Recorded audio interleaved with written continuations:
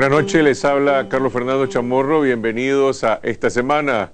El jueves pasado el gobierno anunció su graduación como alumno aventajado del Fondo Monetario Internacional y proclamó que ya no necesita un programa económico con el FMI.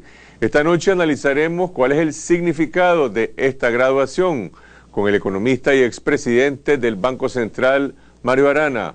Les presentaremos un reportaje sobre el impacto educativo que está teniendo en los niños de primaria el programa Una Computadora por Niño que promueve la Fundación Zamora Terán en más de 100 escuelas en el país. Y al final del programa, una entrevista con Salvador Carlucci, el nica que recorrió América Latina en motocicleta, repite su aventura en el continente africano. Empezamos con el análisis de las noticias en nuestro informe semanal.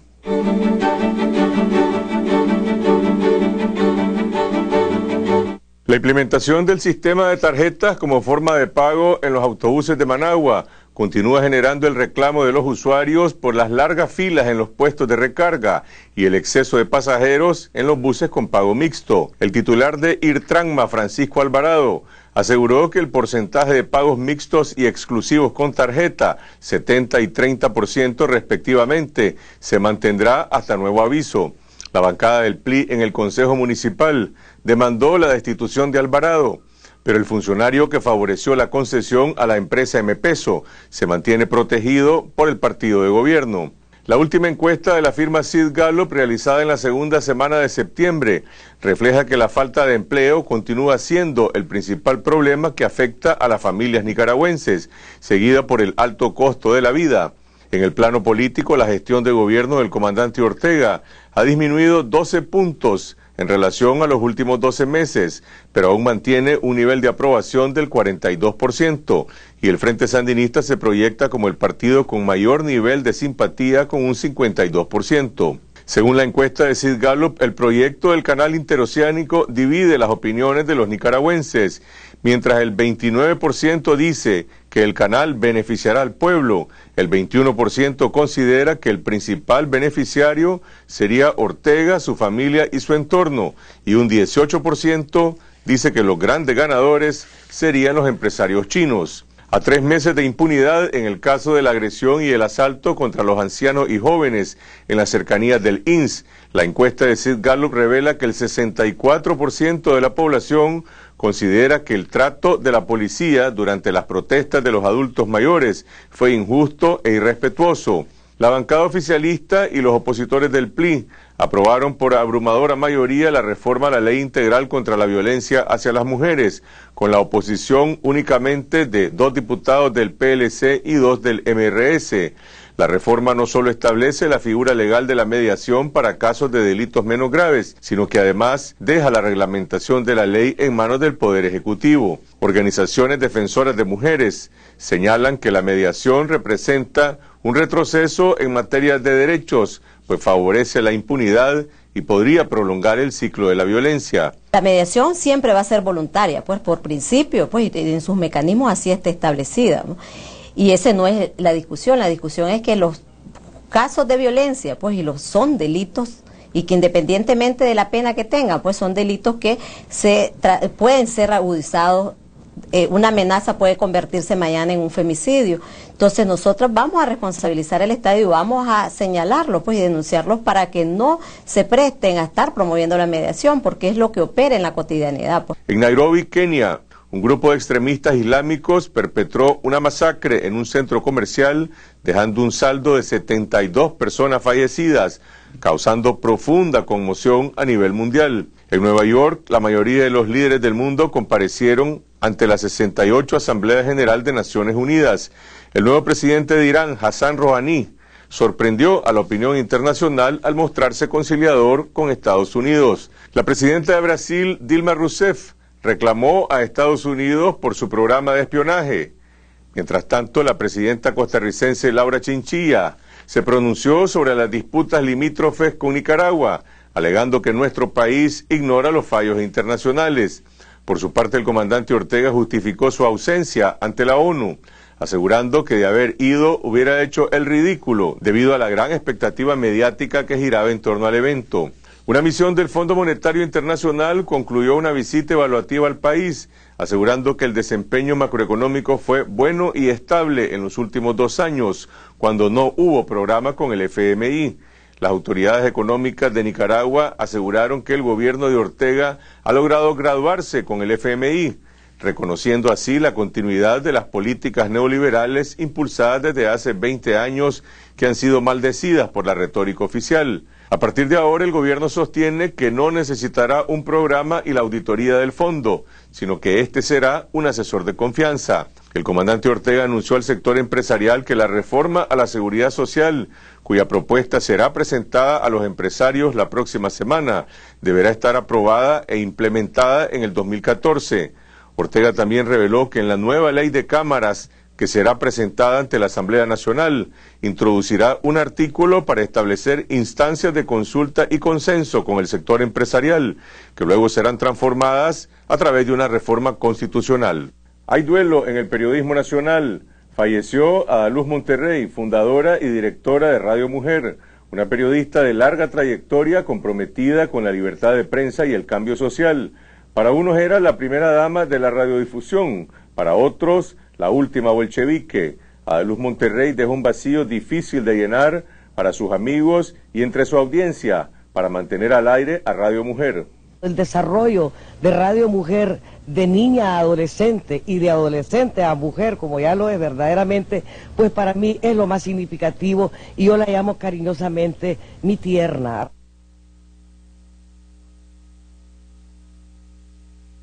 Esas son algunas de las noticias que tuvieron más impacto durante la semana. Vamos a una pausa, regresamos con el economista, expresidente del Banco Central y empresario del sector energético, Mario Arana, para analizar la proclamada graduación del gobierno con el Fondo Monetario Internacional. ¿Qué desafíos enfrentará el país al no tener un programa con el fondo? ¿Cuáles son las reformas pendientes?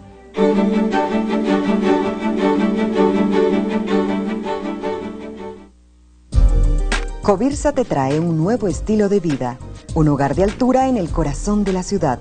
Condominio Parque del Club, apartamentos disponibles en nuestra nueva torre, un proyecto más de Covirsa, desarrollando desde 1977. ¿Y vos qué pensás? En algunas ocasiones creo que es lo mejor. Tal vez cuando sea una violación de una niña de 12 años. Por una malformación congénita en su bebé, yo creo que es mejor. ¿Cómo va a morirse la mujer y dejar a su otro hijo? Nace el niño y muere la madre. La ley no mira. ¿Y mis hijos? Si la vida de la madre está en riesgo. Obligarle que ella pueda parir, no se puede. Debería de ser legal. No es lo mismo que me lo cuenten a que lo viva. Aborto terapéutico. ¿Y vos qué pensás? Escuchando tu música favorita.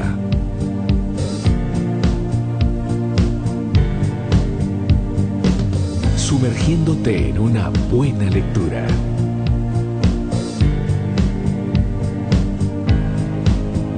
O disfrutando una charla amena con tus amigos. Siempre encontrarás la forma de relajarte. Tómalo con gusto. Deleítate con Selecto. Café molido 100% puro.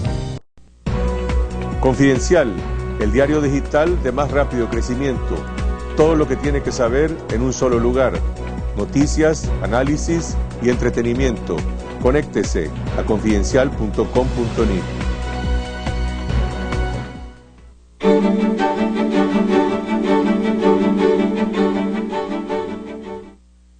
Y ahora vamos al tema del momento. El jueves pasado, el Fondo Monetario Internacional concluyó una evaluación de la economía nacional, asegurando que el desempeño macroeconómico ha sido bueno y estable en los últimos 2 años en que no ha habido un programa con el FMI. Por su parte, el presidente del Banco Central, Alberto Guevara, aseguró que Nicaragua ya se graduó con el Fondo Monetario, al cual el gobierno ha calificado como el principal promotor de las políticas neoliberales y que a partir de ahora ya no se necesitará acordar un programa económico con el FMI.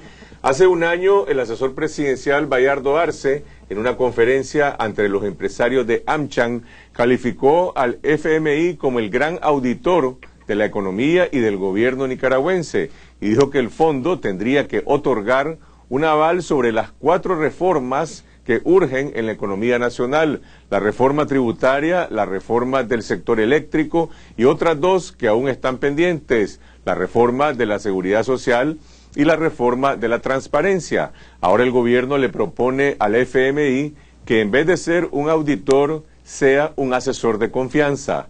¿Cuál es la diferencia y qué implicaciones tendría este cambio para la economía nacional? ¿Qué mensajes se están enviando a distintos actores públicos y privados dentro y fuera del país?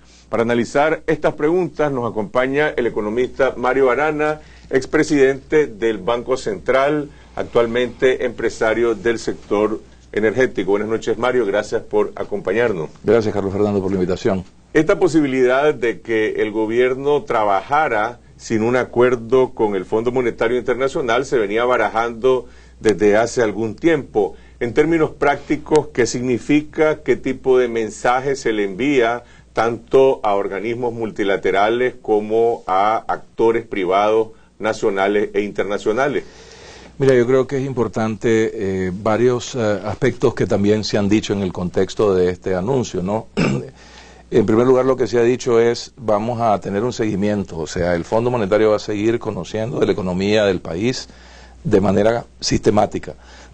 Y si se da un choque, ya sea externo o interno, en realidad la idea es de que tengamos la posibilidad de que rápidamente el Fondo Monetario trabaje un programa con el país y si se requiere pues financiamiento del fondo, pues obtenerlo. Es decir, y eso pues en sí yo lo encuentro que es razonable, es tranquilizador, digamos, ¿verdad? Asumo de que lo que el gobierno quiere es tener más flexibilidad, no estar bajo la camisa de fuerza, los tiempos o la profundidad o los enfoques que normalmente vienen de este organismo, pues, ¿verdad? A la hora de implementar ciertas reformas que se tienen que implementar y que están claras, pues la del Seguro Social es una de las más evidentes. El Seguro Social, con las últimas, digamos, medidas de ampliar las contribuciones a adultos mayores y demás, básicamente lo que ha sucedido es que ha acelerado la etapa en donde ya nos comenzamos a comer las reservas, ¿verdad? Y eventualmente si nos comemos las reservas, pues ya se queda sin fondo el seguro. Entonces se tiene que dar una reforma, esa es inminente, a partir de prácticamente este año se quiere llegar ahí a acuerdo. Es decir... Pero ¿cuál es la diferencia entre ser un auditor y ser un asesor de confianza? Auditor dijo hace un año Bayardo Arce, asesor de confianza dijo ahora el presidente del Banco Central, Alberto Guevara. Vos estabas mencionando los constreñimientos o la camisa de fuerza, o mejor dicho, las obligaciones que el gobierno tenía con el fondo dentro de un programa. ¿Qué pasa cuando no hay programa? Bueno, el riesgo es de que el país, o sea, no profundice lo suficientemente en las reformas, se desvíe, es decir, sea más laxo su proceso, ¿verdad?, de profundizar en reformas, ¿no? Ese es el riesgo, fundamentalmente, que perdamos el norte, pues, y además estamos perdiendo, si querés, el insumo del debate internacional en las medidas. Por ejemplo, es decir, se está hablando de que para el Seguro Social lo que se quiere es básicamente aumentar pues las contribuciones, pues tanto del sector privado como las contribuciones de los trabajadores. Bueno, eso va a tener un impacto a nivel de la creación de empleo formal. Es decir, pues yo creo que un debate internacional traído al caso de Nicaragua sobre esto, pues sería sano. Personalmente me parece que considerar extender la edad de retiro o considerar ampliar el número de semanas a la cotización también deberían de ser opciones relativamente válidas, pues porque tal vez no te crean ese problema de impactar la necesidad que tenés de ir formalizando más gente pues al Seguro Social. Entonces, este es el tipo, digamos, tal vez de discusiones y de camisas de fuerza, porque el fondo probablemente podría ser más cerrado en determinadas posturas, pues, ¿verdad? Así que es perfectamente legítimo que un país quiera, la verdad, deshacerse del Fondo Monetario Internacional y lidiar internamente, pues, ¿verdad?, con estos temas que son más álgidos, que son políticos. Es decir, la agenda de reformas estructurales no es necesariamente el fuerte del fondo, digamos, pero son necesarias, pues, más que antes en el país, ¿no? Un economista me dijo, las cifras del país están razonablemente bien, no se requiere a partir de las cifras automáticamente un programa, pero se requeriría o sería recomendable para imponer una norma, digamos, de más disciplina y menos discrecionalidad. ¿Qué opinas en relación a ese criterio? Bueno, efectivamente es válido, pues, es decir, ese es el riesgo que corremos. O sea, el riesgo que corremos es que no seamos lo suficientemente rigurosos, lo suficientemente disciplinados. Es decir, pero también hay que decir, hasta la fecha el gobierno ha venido mostrando, pues, una capacidad de respuesta bastante madura, es decir, bastante acertada en el manejo macroeconómico, ¿verdad? Es decir, yo creo de que la parte fiscal y monetaria está bastante bajo control. En realidad, el mismo fondo lo señala, todavía hay riesgos, ¿verdad? Especialmente ellos señalan el riesgo fiscal, por el lado, por ejemplo, del tema del seguro social, y el riesgo externo, que todavía es un riesgo bien fuerte. Es decir, estamos expuestos a choques, y aquí no hay que olvidar, y tampoco hay que ver este asunto, pues, ¿verdad?, de que ya nos graduamos y, es decir, ya no necesitamos de nadie. Realmente el adjetivo puede ser apropiado, pero puede ser también un poco, ¿cómo te diría yo?, demasiado optimista, pues, o sea... La lectura que le han dado tanto el asesor económico Bayardo Arce como el presidente del Banco Central a este concepto de que, pues, el comandante Ortega y su gobierno se estaría graduando como alumno del Fondo Monetario, se estaría graduando, pues, en la materia de administración de las políticas neoliberales, se presenta, pues, como un hecho triunfalista, ¿no? Sí, no, efectivamente, pues, pero realmente lo que hay que tener en cuenta es de que, y tenemos que ser todos realistas en esto, el país sigue siendo altamente vulnerable. Es decir, y es vulnerable a choques externos, es decir, también como choques internos. Y te doy ejemplos, pues, ¿verdad? O sea, aquí puede ser que el precio del petróleo se nos dispare, pues, ¿verdad? Que anda como por 100 ahorita, 100 y algo. El programa económico financiero del gobierno de los próximos 13 años asume que ese precio va a andar, de los próximos 3 años asume que ese precio va a andar por 96, ¿verdad? Promedio, pero hay una posibilidad real de que suba a 150, pues, ¿verdad? Entonces, la verdad es de que seguimos muy expuestos a una dependencia alta en el petróleo, y si hay un choque externo tipo precio, en realidad no nos hemos graduado, digamos, ¿verdad? O sea, en ese sentido, tenemos esos problemas estructurales todavía que resolver. Con los indicadores económicos actuales, ¿cómo es vista Nicaragua por las agencias calificadoras de riesgo, las agencias que hacen estos análisis para los inversionistas? Bueno, ese es otro tema también, que por eso creo de que tenemos que tener cuidado con los adjetivos que le ponemos a la situación de donde estamos como país, porque lo que no podemos hacer es engañarnos, ¿verdad? Y creer que tenemos resuelto el problema de Nicaragua. O sea, Nicaragua todavía tiene un déficit de cuenta corriente muy alto, ¿verdad? O sea, uno aplica políticas monetarias y fiscales disciplinadas para precisamente incidir en tu déficit de cuenta corriente, que vos tengas más, digamos, holgura ahí, ¿verdad? Pero nosotros tenemos un déficit que anda como por alrededor de 12-13%, ¿verdad? Esa es la diferencia fundamental entre importaciones y exportaciones. Fundamentalmente, digamos, está explicado. Los fondos de capital. Exacto, y fundamentalmente está explicado por la parte comercial, digamos, ¿verdad? Todavía importamos mucho más de lo que exportamos, y eso nos hace vulnerables, digamos, ¿verdad?, a choques externos. La caída del precio del café, por ejemplo, ahorita es otro tema. Hoy por hoy, ese precio que estuvo arriba de $300 por quintal está en 130, ¿verdad? Parece que ni los costos de producción está cubriendo en este momento. El programa económico financiero asume que van a ser 160 en los próximos años. La verdad es que ojalá que al menos sea eso, pero no lo sabes. Tenés todavía una estructura demasiado concentrada de exportaciones, 2 exportaciones fundamentalmente. Ahorita tanto el oro, el café como es decir, el azúcar han caído bastante importantemente en precio. Entonces, realmente siempre tenemos que tener claro, todavía necesitamos diversificar mucho más nuestra economía, ¿verdad? Es decir, todavía tenemos que reducir mucho más la dependencia del petróleo, mejorar la eficiencia, mejorar la productividad, para que haya más posibilidades de inversión y empleo en este país. ¿En qué índices o qué calificaciones le dan a Nicaragua estas agencias calificadoras de riesgo con ese déficit fiscal, con los niveles de crecimiento que se tienen, inflación, etcétera? Mira, desafortunadamente ese es uno de los problemas más serios que todavía tenemos, o sea, no tenemos lo que se conoce como una calificación de inversión. Es decir, básicamente lo que nos están diciendo las calificadoras, que tampoco podemos tomar lo que dicen, ¿verdad?, como la Biblia, porque estos señores erraron mucho con la crisis internacional que recientemente acabamos de vivir, pero son las fuentes de información de los inversionistas.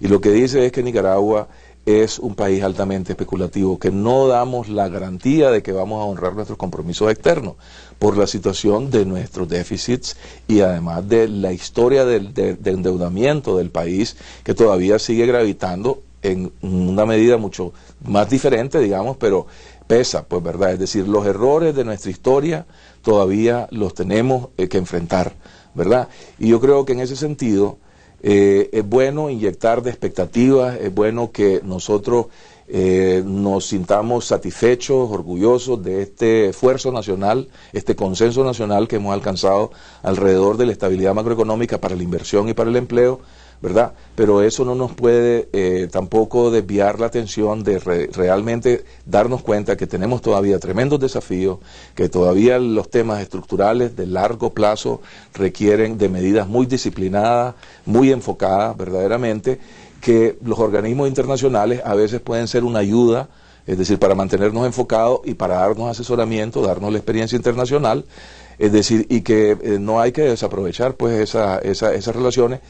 Y hay que ver cómo la inversión extranjera y la inversión en general lee el que tengamos o no tengamos un programa. Si al final descubrimos de que se nos están bajando las inversiones, ¿verdad? Porque ahorita la inversión extranjera directa está muy dinámica, se esperan 1.500 millones de dólares. Hay expectativas relativamente positivas. Pero en la práctica la inversión privada este año los indicadores son que está un tanto estancada. Ahora, en algunos sectores hay una percepción de que el Fondo Monetario ha sido bastante laxo y flexible en cuanto al cumplimiento o no cumplimiento de algunos compromisos adquiridos por el gobierno. Vamos al tema fundamental que tiene que ver con la transparencia. Por ejemplo, básicamente a regañadientes y a cuentagotas el gobierno ha ido accediendo a publicar los grandes agregados de la cooperación venezolana que no pasan por el presupuesto en los informes de cooperación externa. No se conocen los detalles proyecto por proyecto, no están ahí todo el impacto que estos fondos tienen, pero además se comprometió a presentar los resultados de los informes anuales del Infocoop, el Instituto Regulador de las Cooperativas, donde deberíamos de conocer qué pasa con uno de los brazos de la privatización de la cooperación venezolana, que es el caso de Caruna. Ha pasado más de un año y ese acuerdo no se cumplió, por ejemplo. Entonces, en el momento en que deja de existir un programa y eso era un compromiso, ¿qué pasa con ese tipo de obligaciones? Nos interesan a los nicaragüenses, obviamente, no al Fondo Monetario en particular. Carlos, precisamente porque el país todavía tiene desafíos importantes. Yo creo que la transparencia en la información y el entender qué está ocurriendo en la economía y cuáles son las tendencias es la mejor vacuna que podemos tener para enfrentar el futuro. O sea, es decir, es lo que se requiere. Los mercados trabajan, las decisiones de los inversionistas se trabajan sobre, llaman información perfecta, cosa que no existe, pero es el supuesto, digamos, de que enfatiza la importancia de la información, digamos, ¿verdad? Entonces, en este tema de cooperación con Venezuela, la verdad es que hay bastante más información que la que a veces le damos crédito, digamos. Si ves el programa económico financiero, pues están declarados una serie de programas y los montos inclusive que se les están asignando a estos programas, es decir, pero ciertamente no necesariamente todo está sobre la mesa y es información que realmente puede ser muy útil para la toma de decisiones de los distintos sectores. Y yo creo de que en ese sentido la recomendación es válida y sigue siendo una tarea pues pendiente, ¿verdad? Definitivamente. De las 4 reformas, la reforma tributaria se realizó, pero hay varios temas pendientes relacionados con la reforma tributaria. Probablemente el más desafiante tiene que ver con la revisión de las exoneraciones, que es parte de esos mismos acuerdos. La reforma al sector energético, no conocemos si eso es algo que ya se considera que ha sido completada, pero bueno, está pendiente también la reforma a la seguridad social y esta reforma a la transparencia. ¿Cómo consideras vos que se va a proceder para que se cumplan estas reformas estructurales? Mira, el plan económico financiero que el gobierno ha puesto al público, es público, ¿verdad? Está en la página de Hacienda. Es decir, el Plan Nacional de Desarrollo Humano, es decir, aborda todas estas cosas. Y yo recomiendo que lo veamos. Es decir, porque ahí están establecidos los compromisos y está establecido la orientación, el enfoque, inclusive metas en cuanto a estos distintos ámbitos, ¿verdad? Es decir, el tema de la energía, el tema del seguro social y demás. Es decir, lo importante es que estemos todos atentos, vigilantes, y el gobierno sea transparente en decir cómo vamos avanzando en estas cosas y dónde hay problemas o no los hay. Y que existan discusiones a nivel nacional que permitan pues al sector privado interactuar con las autoridades sobre estos temas, a como en parte se ha venido haciendo, digamos, ¿verdad?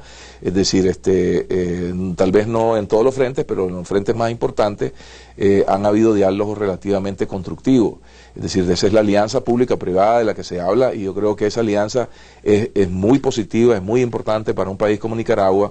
En la experiencia internacional, las economías asiáticas han tenido mucho éxito utilizando ese tipo de esquemas, ¿verdad?, en donde distintos sectores, obreros, gobierno, empresarios, trabajan y articulan pues la agenda, ¿no? Además de la incorporación del bono, que es un incremento salarial, un ajuste salarial en el presupuesto, estará contemplado la incorporación de otros gastos provenientes de la cooperación venezolana, o ahí se cierra la lista.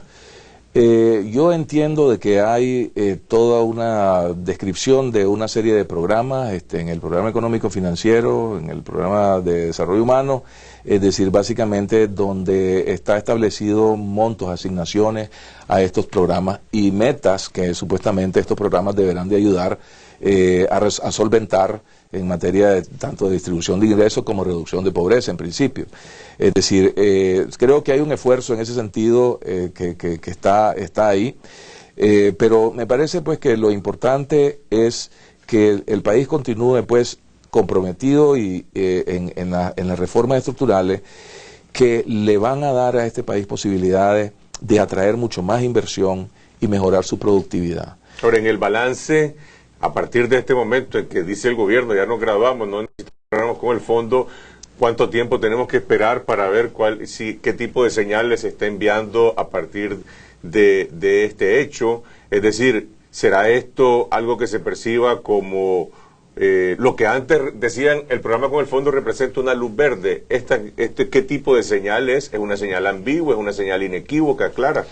Bueno, mira, yo creo que lo importante es de que si va a haber un esquema de seguimiento, es decir, las misiones que vengan y los resultados de esas misiones deberían de ser públicos, como también las asistencias técnicas que vengan y los resultados de esas asistencias técnicas que sean públicos. El fondo pues tiene una política y los organismos multilaterales de transparencia, y yo creo que es el momento de realmente ponerla a efecto, y entonces podemos ver que esto se convierte en un instrumento también transformador en dirección positiva. Pero si aquí entramos a una etapa donde la cosa se oscurece, obviamente creo que no le va a ayudar al país a avanzar ni en sus reformas, ni a nadie tomar decisiones correctas, pues, ¿verdad? Entonces yo creo que el reto es un terreno nuevo, verdaderamente lo estamos inventando prácticamente, es decir, una experiencia que el mismo fondo pues recientemente está ensayando, y lo que hay que asegurar es que efectivamente pues hacemos que funcione para los objetivos que perseguimos, que deben de ser reformas, que mejoren la productividad, que mejoren las condiciones para que el país atraiga inversión, verdaderamente que resuelva los problemas de que, por ejemplo, el riesgo país, gradualmente vayamos encaminándonos en ese sentido, el problema del déficit de cuenta corriente que todavía nos hace muy vulnerables, que vayamos diversificando la producción de exportación con mejoras en productividad y obviamente atrayendo inversión que transforme la estructura productiva del país. Una última cosa, Mario, ¿esto fue una iniciativa del gobierno o del fondo? Es decir, no habrá programa. No, normalmente la decisión es del país, ¿verdad? Es decir, el fondo inclusive se precipita al decir que no requiere programa. En realidad ellos tienen que informar a su directorio, llevan una recomendación, un planteamiento, ahí se discute, el directorio es el que al final, que está conformado por los miembros los países miembros, ¿verdad? Es al final el que le da el visto bueno último. Normalmente la posición del staff pesa bastante, digamos, ¿verdad? Y en este caso se puede asumir de que van a defender la posición de que realmente no se necesitan más créditos, ¿verdad? Es decir, eso sí está claro. Yo creo que sí se necesita continuar avanzando y profundizando en la agenda de reformas estructurales. Los fondos del Banco Mundial, del BID, de organismos multilaterales no están asociados a la existencia o no de este programa. No todos, es decir, ha habido en algunos momentos determinados fondos, es decir, pero eso es un asunto que se puede resolver simplemente diciendo no quiero que me vincules nada, es decir, eso es manejable. Es decir, pero la decisión es una decisión de país, ¿verdad? A veces le hemos echado la culpa al fondo de que nos hicieron hacer tal cosa o tal otra. La verdad es de que la decisión siempre es del país. Gracias al doctor Mario Arana, expresidente del Banco Central, empresario del sector de energía. Vamos a una pausa, regresamos con el impacto de la obra educativa de la Fundación Zamora Terán y el programa Una computadora por niño.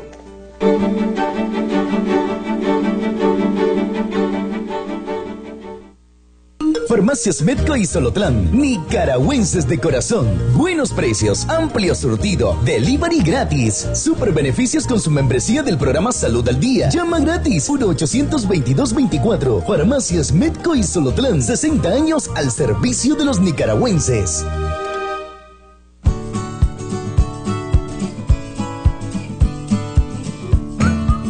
¿Tenés un smartphone metido en la cabeza? ¡Go Smart! Sácatelo y llévatelo en un combo, todo incluido. Go Smart. Pasate a pospago y llévate el Samsung Galaxy Pocket desde $20.99 al mes, con navegación. Además, minutos y mensajes ilimitados. Todo incluido en un mismo plan. Movistar, compartida, la vida es más. Digamos las cosas como son, la economía no necesita crecer al doble. Podemos estar seguros de que la educación no requiere de más recursos. Estaríamos equivocados si pensáramos que el respeto a las leyes es vital en Nicaragua. Debemos de estar muy claros de que uniendo voluntades no lograremos avanzar. Sería un error pensar que Nicaragua puede transformar su historia. Pero si cambiamos estas ideas y hacemos la diferencia, Nicaragua puede transformar su historia. Sería un error pensar que uniendo voluntades no lograremos avanzar. Debemos de estar muy claros de que el respeto a las leyes es vital en Nicaragua. Estaríamos equivocados si pensáramos que la educación no requiere de más recursos. Podemos estar seguros de que la economía necesita crecer al doble. Digamos las cosas como son.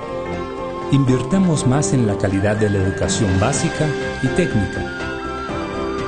Juguemos limpio. Cumplamos las reglas. Necesitamos crecer al doble para generar empleos y elevar nuestro bienestar. Nicaragua necesita crecer al doble. Fundación Nicaragüense para el Desarrollo Económico y Social, UNIDES.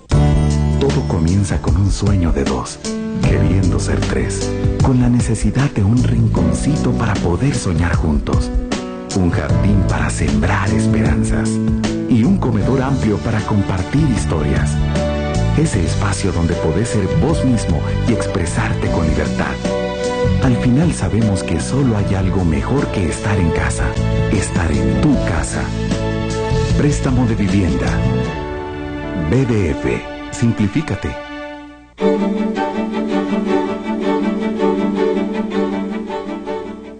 Hace 4 años se inició en distintos municipios del país el programa Una computadora por niño, que promueve la Fundación Zamora Terán.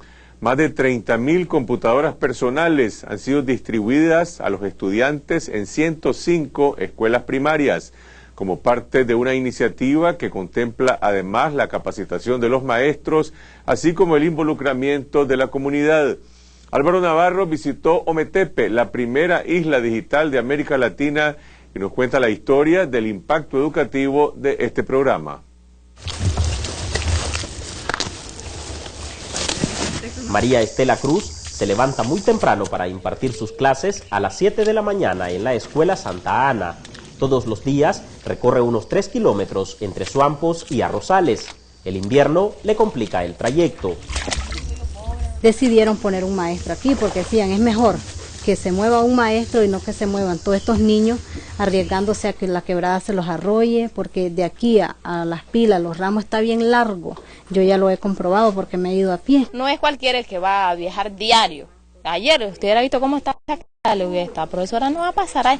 Nosotros porque ya estamos acostumbrados a estar aquí, pero una persona de que no está acostumbrada es difícil. Ubicada en las laderas del volcán Maderas, en el municipio de Altagracia, en la isla de Ometepe, la escuela acoge a 11 estudiantes multigrado en un aula improvisada de esta casa prestada por un vecino para los niños de la comunidad. Aquí son difíciles, aquí no hay luz, usted mira que no hay luz, aquí no hay nada, ¿verdad? Así, para salir nosotros tenemos que salir hasta las pilas. La lectura que vamos a ver es... Pero las dificultades no frenan la vocación por la enseñanza. Mi escuelita es la mejor, que lleva el rendimiento académico el 100%. Es cierto que ha sido difícil para mí porque no es fácil el planeamiento, pero sí pues la vez pasada mi rendimiento académico fue el 100%, ningún niño se me quedó. Detrás de este resultado hay muchos esfuerzos de la maestra y los niños, pero además la implementación de una nueva herramienta que facilita el aprendizaje. Hasta esta escuela llegó el programa Una computadora por niño que impulsa la Fundación Zamora Terán. Ahora los niños tienen más motivaciones para estudiar.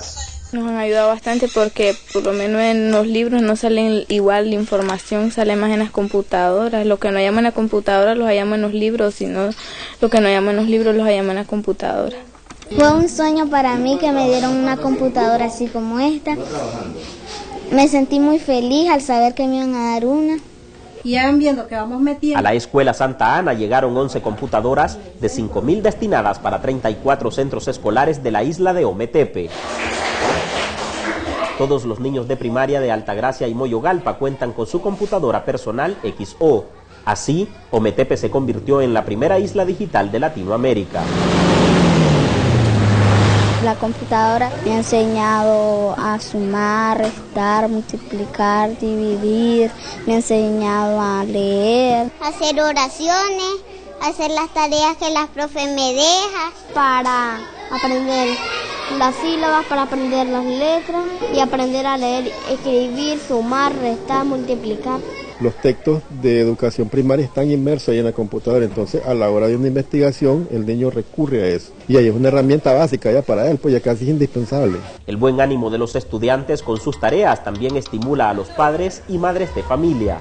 Ha desarrollado a través del estudio la computadora, pues es un medio que le ha ayudado bastante, aparte de la enseñanza que recibe por parte de los profesores. Súper alegre y contento de que ellos las tengan, porque así ellos van aprendiendo cosas de que no, más fácil se les haría todo a ellos. Antes no tenían libros y ahora pues por medio de la computadora ellos pueden leer sus libros, todos sus libros pues los tienen ahí. Hágame el sonido. Mientras algunos padres ayudan a sus hijos, otros aprenden de ellos. H-I. Lourdes Cruz no sabe leer ni escribir, pero desde que la computadora de su hija llegó a su casa, ella también le saca provecho. La niña chiquita me dice, mamá, la chiquitita me dice, mamá, mire, yo sí sé la abecedaria, me dice, entonces dígalas conmigo, me dice, y ahí se pone a decirme ella, entonces ahí me pongo yo también a decirle. ¿De la computadora? De la computadora. Me ha enseñado a mí porque yo no sabía ni siquiera aprenderla. Ella me ha ayudado a aprenderla, a buscar algunas cosas. Al permitir de que el estudiante lleve la computadora a casa, ¿no?, va teniendo un impacto de que nosotros calculamos, según nuestros estudios, entre 7 y 6 beneficiarios indirectos. El programa llegó a la isla de Ometepe en febrero del año pasado. Desde entonces, el avance se refleja en el incremento de la matrícula, el rendimiento académico y la promoción escolar. Teníamos un déficit de aplazado que solamente aprobaban un 70-60% de niños en primer grado. Y ahora no. Cuando ya son 3 meses, el niño ya sabe. El niño ya aprende a leer, a escribir, a sumar y a restar. Según el tercer corte evaluativo llegamos a 87% y la meta para este tercer corte es llegar al 90%. ¿A cuánto estaban antes que tuvieran computadora los niños? Estábamos por el 85%. A nivel de los 2 municipios de la isla, el promedio se incrementa. Estamos en un rendimiento académico ya consolidado del 89%. Desde que arrancó el programa Una computadora por niño, la Fundación Zamora Terán ha distribuido 30.500 computadoras en 11 departamentos del país y las 2 regiones autónomas.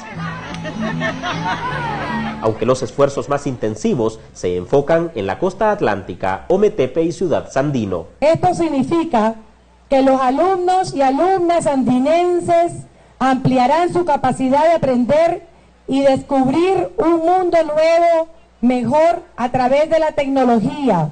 Estamos juntos invirtiendo $720,000 para estos primeros 3,000 niños de hoy que serán beneficiados en Ciudad Sandino. El Ministerio de Educación reconoce el esfuerzo de esta fundación privada a favor del sistema educativo. Gracias, Fundación Zamora Terán. Y cuando vemos el gesto decidido y comprometido de María Josefina, de Roberto y de todo su equipo, creemos que están dando un ejemplo digno de imitar y seguir. Poder contar con esta tecnología nos va a servir para empujar una estrategia que nos lleve a que todas nuestras niñas y nuestros niños, nuestros docentes, puedan tener acceso irrestricto a un equipo de este tipo.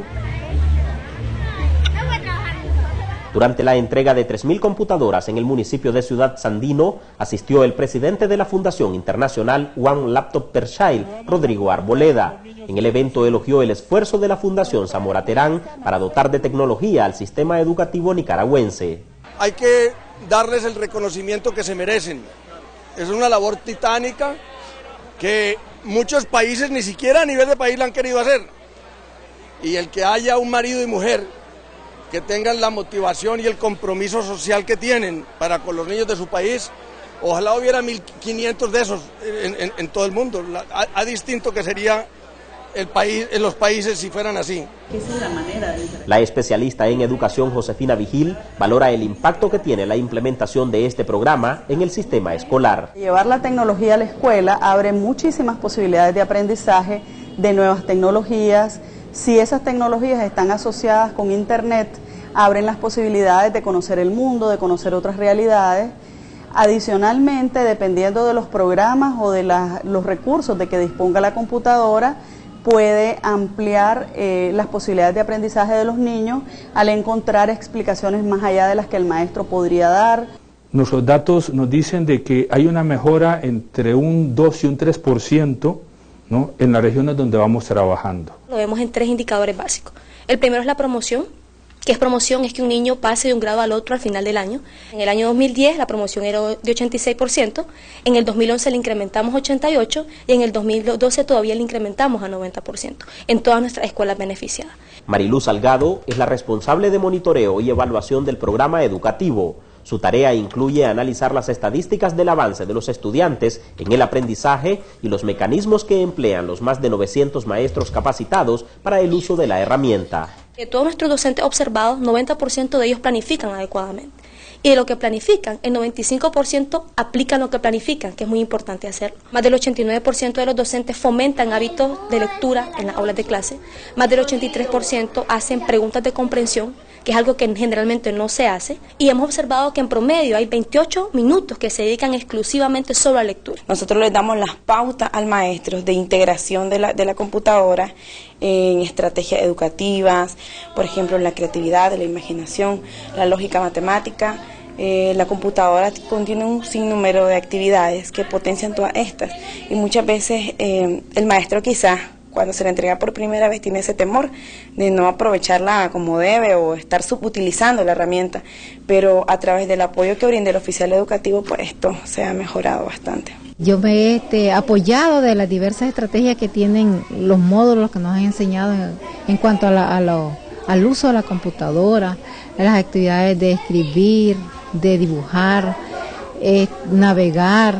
Entonces, toda esa estrategia que uno utiliza o que ellos han utilizado en la XO, eso le ha servido al niño. Yo tengo que saber qué actividades hay en el acto para yo poder planificar mi clase y se me hace más enriquecedora, más motivadora, porque el niño se motiva. Porque aquí yo encuentro informaciones que quizás en los libros no me salen. Entonces yo voy a buscarlo en Wikipedia y entonces ya me informo y yo puedo enriquecer mis conocimientos para poderlo brindar a ellos. Algunos críticos de este tipo de programas masivos señalan el riesgo de que la tecnología se convierta en una mera distracción para los niños. La doctora en educación Josefina Vigil insiste en la necesidad de que cada familia se involucre en la educación de sus hijos. Igual que decimos que debe usarse en la escuela como un instrumento pedagógico, en la casa también debe tener una finalidad. Vamos a usarlo para jugar juntos, para leer juntos, para platicar después de un tema que nos inquieta juntos. Es decir, para promover la convivencia familiar, para promover que los niños sigan formándose en el seno de la familia, en cosas que tal vez la escuela, desgraciadamente, todavía no forma. Temas que tienen que ver con la cultura, con la pintura, con el buen cine. El ver una película juntos y después discutirla está demostrado que sirve muchísimo para la lectura, por ejemplo. La Fundación Zamora Terán ha invertido más de $7.600.000 para cubrir 105 escuelas a nivel nacional, con más de 30.000 laptops educativas. La meta en los próximos años es aumentar la cobertura en todas las escuelas primarias del país. Estamos hablando de más de 500.000 niños y niñas, ¿no?, de todo este país. En Ometepe, la profesora María Estela Cruz cierra su semana de clases en la escuelita Santa Ana y se alista para regresar a su comarca por el mismo camino fangoso. Nos vemos hasta el lunes. Adiós, profe. Estudien para el examen. La meta de la Fundación Zamora Terán es masificar el programa Una Computadora por Niño para cubrir todas las escuelas de primaria del país, para lo cual se requiere movilizar una cantidad sustancial de recursos económicos. Mientras tanto, los primeros resultados educativos que están a la vista se convierten en el principal incentivo para que este programa siga creciendo en todo el país, y en la primera semana de noviembre se conocerán los resultados de un nuevo estudio evaluativo que está realizando CIACES para medir específicamente la capacidad de comprensión lectora en los estudiantes que utilizan esta herramienta tecnológica para estudiar. Vamos a una pausa y regresamos con Salvador Carlucci, el nica que recorrió América Latina y ahora el continente africano en motocicleta. En varios lugares de África fue igual. Uno iba con ese miedo de que algo puede pasar, pero el peligro número uno es la malaria. No son las personas, no son los tigres, no son los elefantes, sino que un pequeño mosquito.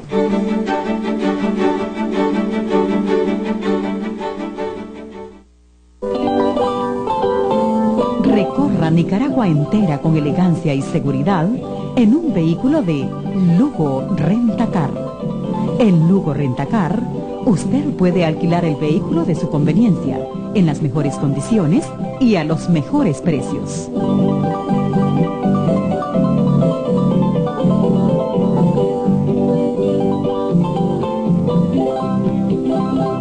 Hasta donde usted quiera llegar, Lugo Rentacar.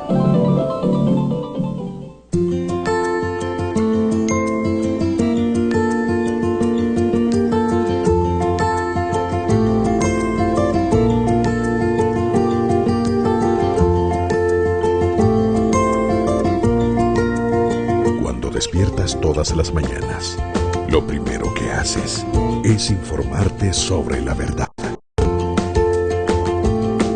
La prensa, 87 años, despertando con la verdad a Nicaragua.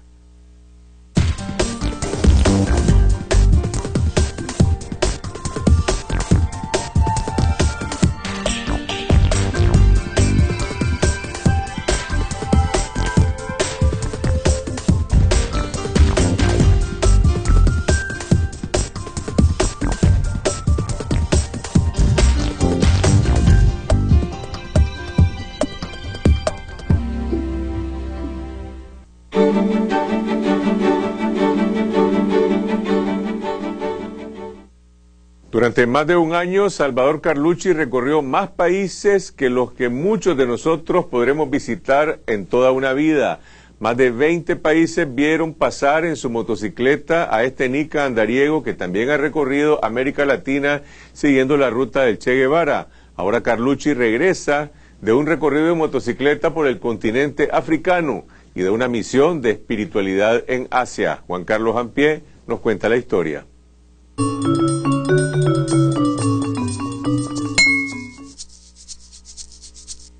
Tu viaje en Asia tenía que ver con un proyecto personal tuyo de acercarte a la cultura, de acercarte a la filosofía del yoga. ¿Cómo llegaste a conectarte con ese con esa espiritualidad? Comenzamos el viaje en Tailandia y mi novia siempre ha sido pues practicante de yoga. Yo cuando era más pequeño mi papá nos hablaba de los yogis de India. Entonces cuando llegamos a Tailandia ya comenzamos a hacer cursos de meditación, de yoga y también de lo que es medicina holística, medicina alternativa. Y en Nepal hicimos 2 meses de todos los días, era yoga desde las 5 de la mañana hasta las 4 o 5 de la tarde. Después teníamos un descanso, comíamos y después en la noche era masaje tailandés. Ahí fue donde comenzamos a desarrollar una práctica propia de hacer yoga, de meditación, de pranayama, que son ejercicios de respiración, y también de conocerse pues, a través del masaje tailandés, conocer mejor el cuerpo de uno. Pasaste un proceso de purificación antes de poder recibir estas capacitaciones. ¿Qué implica purificarse? Entonces, el programa de purificación que nosotros hicimos en Tailandia fue de 7 días, de los cuales hace una semana antes de prelimpieza, como le dicen ellos, donde uno deja de comer todo lo que es carne, deja de comer todo lo que es blanco, pan, arroz, azúcar y deja de tomar café. Y después comienza a comer solo comida cruda y después por una semana uno hace un ayuno y después a través de algo parecido a los enemas hace una limpieza de colon por 7 días con masajes para que todas las toxinas y toda la suciedad del cuerpo salgan. ¿Cuánto peso perdiste? Yo llegué pesando 86 kilos y después de esta, digamos, 2 semanas estaba pesando 78, así que fueron como un poco más de 8 kilos en cuestión de 2 semanas, que fue muchísimo. ¿Esta experiencia que viviste en Asia ha cambiado tu sistema de valores? ¿Podés conciliar la manera en que creciste, digamos, toda esta ideología judeocristiana con lo que aprendiste allá? Claro, lleva un proceso de aprendizaje y también esa parte de viajar por muchos países, aceptar la cultura de otros países. Y lo importante es que todas las culturas y todas las religiones creen una fuerza superior y esa fuerza superior es una fuerza benévola. Entonces en ese sentido sí hay mucho similares entre todas las religiones, que hay alguien mayor y hay alguien que quiere a las personas y algo positivo. Después del tiempo que pasaste en Asia, ¿te tocó, digamos, abandonar esa vida de contemplación de las ideas para emprender la odisea que tenías planeada previamente de cruzar el África? ¿Fue difícil cambiar la página? Digamos que la parte de Asia nos dio la tranquilidad y la fe para poder emprender África. Porque África sí era, antes de llegar a África, era secuestro, robo, asalto y una lista de problemas y de dificultades. Yo recuerdo que nos habías dicho que te habían sugerido que tomaras un seguro contra secuestro. ¿Fue necesario? No, no fue necesario, pero a lo largo del viaje mucha gente pues me llamó la atención, en la embajada me llamaban la atención. Por decir, yo fui a la embajada de Italia en Tanzania y me regañaron, pero fuerte. Me dice, ¿cómo te vas a ir a meter a Sudán con una mujer en una cultura musulmana, donde la mujer no es tan respetada como en otras culturas y donde está una situación política un poco inestable? Y entonces cuando ya te lo dice un diplomático que vive en África, ya se vuelve difícil la situación. ¿Ya la pensás? Ya la vas pensando y cuando te lo vuelve a decir es como que lo hago o no lo hago. Entonces toda la parte de Asia que uno cree que hay una fuerza superior, que si uno va en buenos caminos cosas buenas pasan, entonces pues tomamos el riesgo.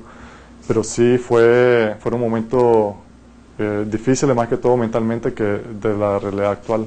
¿Cómo fue tu ruta en el África? Comenzamos en Sudáfrica, después bajamos a la punta que se llama Cape Agulhas, que es la parte más baja del continente sudafricano. Subimos hasta Suazilandia, Mozambique, cruzamos a Zimbabue, Zambia, Tanzania, Kenia, Etiopía, Sudán, Egipto. Durante tu preparación para llegar a África, ¿tuviste problemas particulares en trasladar tu moto? ¿Cómo hiciste al final para tener tu moto en el punto necesario cuando ibas a empezar el viaje? Yo he dejado todas mis cosas, la moto, mi equipaje en Suiza. Y cuando ya decidimos, bueno, vamos a hacer África en moto, nosotros estamos en Indonesia. Y en ese momento, ¿cómo hago para mandar la moto de Suiza hasta Sudáfrica? Y entonces a través de la comunidad motociclista en el internet comencé a pedir ayuda y fue un mes difícil pues, porque no encontraba a nadie que me ayudara, llamaba a agencias de viaje, agencias de traslado y nada, hasta que encontré una persona en Suiza, otro motociclista, que me dice, mira, yo te la voy a traer al garaje, voy a hablar con la agencia de aviones para que te la manden, yo se la entrego a ellos y me la mandaron a Sudáfrica. Así que en cuestión de una semana todo vino y comenzó a fluir. ¿Y alguien que conociste a través de internet? Sí, que no conocía a nadie, entonces todo el mundo era como que vas a dar tu moto, tu documento, a alguien que nunca has conocido en persona. Me da la impresión por tus viajes que hay muchas cosas que no son necesariamente planeadas y que dependen bastante de la bondad de extraños. ¿Es eso correcto? Correcto. En cada viaje largo, y sobre todo cuando son viajes sobre carretera, cuando uno llega a lugares donde uno no conoce, eso no es posible si no es la ayuda por otras personas. Entonces uno sale de su límite de confort, sea de mental, espiritual, material, porque uno depende mucho de otras personas. Y eso es lo que aprendí en todos los viajes, en el viaje de América Latina y en este viaje de Asia y África, que dependemos mucho de otras personas. Entonces ahora, cuando la gente que anda viajando en moto viene por Nicaragua, a mi mamá le toca hospedarlo para regresar pues, a la comunidad. Le heredaste esa obligación. La lucha contra la malaria es una causa muy cercana a tus principios y a tus intereses. ¿Qué aprendiste sobre esta causa durante tu viaje por el África? Hablamos muchísimo con papás de niños que se le habían muerto, papás de niños que estuvieron en el hospital, gente que tuvo malaria cerebral y estuvo hospitalizada, y vamos viendo la realidad, pues, nos dimos cuenta de la realidad de África y que malaria es el número 1, pues, que más mata personas y sobre todo niños en Sudáfrica, no en Sudáfrica, sino que en todo el continente de África.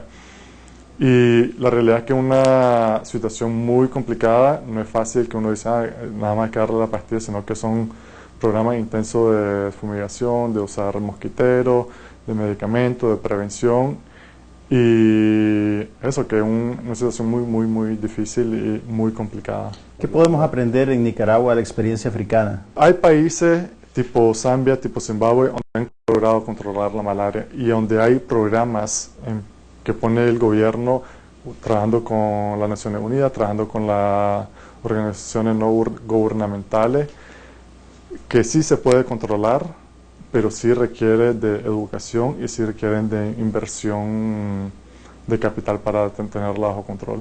Pero sí es una lucha que se puede ganar. En tu viaje previo en moto a través de Latinoamérica no tuviste que enfrentar mucho la barrera del idioma. ¿Qué pasó ahora en África? ¿Cómo hacías para comunicarte con la gente? Ahí la mayoría de los lugares turísticos hablan en inglés. Entonces lo que es lugar turístico se habla en inglés. Cuando uno ya sale de la ruta turística, que toca salir de la ruta turística cuando uno anda viajando en moto o en carro, quiero eso, con el dedo. Con el dedo, porque se vuelve muy difícil. Y algo que yo no compré, pero que muchos me recomendaron después, hay un libro que tiene la foto de todas las cosas comunes que uno necesita, y uno abre la página y le hace con el dedo que lo necesita, pero sí, con lenguaje de señas. ¿Cuánto tiempo te tomó la gira africana? Fue un poco menos de 6 meses y hicimos 20.000 kilómetros. Cuando uno viaja tiene ideas preconcebidas de los lugares que va a visitar. ¿Qué encontraste en el África que te sorprendiera? Las personas. Por decir en Sudán, te doy un ejemplo específico en Sudán, que si uno ve la televisión, si uno ve el internet, toda la información que sale de Sudán es bien negativa, que es inseguro, problemas políticos, etc. Y cuando uno llega a Sudán, las personas son súper amables, nunca nos sentimos en peligro. Vas caminando la carretera y te invitan a tomar café en la casa de ellos. Así que pues una amabilidad, sobre todo, no sé, porque tal vez éramos turistas, pero que uno se siente protegido y se siente bienvenido. En varios lugares de África fue igual. Uno llega con ese miedo de que algo puede pasar, pero el peligro número 1 es la malaria. No son las personas, no son los tigres, no son los elefantes, sino que un pequeño mosquito. ¿Tuviste algún momento de tensión o de peligro, como cuando te echaron preso en Brasil? No, en este viaje fue más tranquilo. La única parte donde sí fue estresante, hay una carretera que va de Kenia a Etiopía, son 450 kilómetros de pura tierra. Y durante la época de lluvia hay mucho pegadero, entonces quedan pegados los camiones y después la gente no logra pasar. Y ahí se da mucho asalto a los camiones, robo de ganado, secuestro, porque viene la gente que entra de las partes de guerra tipo de Somalia o del Congo y es una ruta fácil de donde atacar camiones. Entonces cuando decidimos ya pasar por ahí, comienza la lluvia, ya época de lluvia. Y ya llegando a la última ciudad donde está pavimentado, nos dicen ese camino está pésimo. Entonces ahí ya decidimos, bueno, no vamos a ir de moto, pero vamos a poner la moto en 4x4 para cruzar todo ese trecho de 450 kilómetros. Íbamos a salir a las 6 de la mañana, terminamos saliendo a las 12 del día y ya nos comienza a tocar manejar de noche en este camino pésimo. Y el que va conduciendo nunca había manejado un 4x4, sabía manejar con un 4x4, así que nos íbamos pegando, así que empujando el camión. Ya eso de medianoche, él ya va cansado, así que comienza a comer una droga que se llama chat, que es por decir tipo la hoja de cocaína, y la van comiendo y luego se la van abriendo. Entonces a este que no sabe manejar con los ojos abiertos, súper cansado, en un trecho de camino súper peligroso, el camión se va atascando. Entonces fueron unas 20 horitas. 20 horas, recorrieron 400 y pico de kilómetros en 20 horas. Con este personaje de drogado y otros personajes pues de ahí de no tan confiable que nunca conoce, entonces uno sale y... ¿Tu compañera Tarciana había realizado algún viaje como este alguna vez en su vida? Nunca. Y entonces era uno de la gran incógnita, miedo, aventura, de que ella nunca había viajado en moto y nunca había hecho un viaje tan largo en su vida. Y sí, llegamos a Sudáfrica, llegamos a comprar su equipo de moto, comenzamos a practicar y en cuestión de las primeras 2 semanas tuvimos como unos 3 accidentes. No graves, pero sí que nos lastimaron. Y a ese punto decidimos, bueno, hay que hacer un curso de moto para que los dos sepamos bien cómo movernos en la moto para cruzar el continente. Y eso nos ayudó mucho. Y toda la experiencia de Asia, estar conviviendo de la parte espiritual, de cómo ver los problemas que la vida y cómo afrontarlo, eso nos ayudó mucho durante el viaje en África. ¿Qué moto utilizaste en el viaje? BMW 800 GS, que es una moto doble propósito que da para andar en carretera pavimentada y en camino de tierra. ¿Y cómo se portó en el periplo? ¿Tuvo algún momento de flaqueza? No, terminó el viaje súper bien. Y el único problema que tuvimos con la moto fueron ponchaduras de llanta, pero eso pasa en cualquier vehículo. Ahora estás asentado en México. ¿Cuáles son tus próximos proyectos? Tengo, digamos, 2 proyectos principales. Uno es promover el turismo en Nicaragua. Acabo de establecer una empresa que se llama Nicamoto, que es basada en lo que es turismo con moto en Nicaragua. Ya tenemos 11 motos y ya está viniendo gente a alquilar motos. Ya estamos organizando tours a través del país en Nicaragua. Y la otra parte, estoy viendo también si regreso a trabajar en industria farmacéutica. ¿Qué rincón del mundo te queda por conocer? Bueno, países quedan muchos todavía y, digamos, en África vimos 10 países, pero también el continente africano es muy grande. En Asia vimos 7 países y hay muchísimos más países en Asia que visitar, así que yo creo que seguiremos visitando Asia y África en los próximos años. Le deseamos suerte a Salvador Carlucci en sus nuevas aventuras y si ustedes quieren conocer más información sobre el servicio de turismo en motocicleta que ha fundado en Nicaragua, pueden visitar la página web www.nicamoto.com. Así llegamos al final de esta edición. Los invitamos a enviarnos sus críticas y sugerencias a través de nuestra página en Facebook. Pueden escribirnos en la dirección electrónica semana.tv@gmail.com. Síguenos en Twitter a lo largo de la semana en la dirección @cfche y nos vemos el próximo domingo aquí en Canal 12, siempre a las 8 de la noche. Y mientras tanto, que pasen una buena semana. Buenas noches.